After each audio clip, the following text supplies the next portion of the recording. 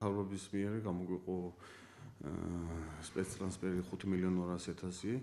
პირველი ტრანში შეადგენს 1.985.000 ლარს, რომელიც შედგება შემდეგი ჩამონათვალისგან, ესე იგი სკოლამდე საზრდოობრივ დაწესებული რეაბილიტაციაზე გამოიყო საპროექტო თანხა 27.000, მრავალსართულიანი სახლების ეზოების კეთილმოწყობაზე 45.000, პროექტის თანხა სანიტარული სისტემის რეაბილიტაციაზე 800.000, არჩილ-ხორავას სახელობის სასწავლებლის რეაბილიტაციაზე 214.000 და რუსთაველის რკალის კეთილმოწყობაზე 900.000.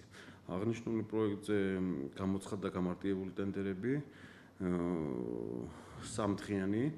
რუსთაველის რკალის ტროტუარების კეთილმოწყობა გაიხსნება 20 თებერვალს, ხოლო დანარჩენი 4 პროექტის თარიღი არის 23 თებერვალი. ამის გარდა დაგვემატა ჩვენ 1.800.000, რომელზეც მიდის მუშაობა და ჩამონათვალს და მოწონებას გააკეთებს საკრებულო, ჩვენს მიერ პროექტების ნუსხას მოიწონებს საკრებულო, ამის შემდეგ გადაეგზავნება მთავრობას დასამტკიცებლად და დამატებით გამოგვიყოფა 1.800.000 ლარი.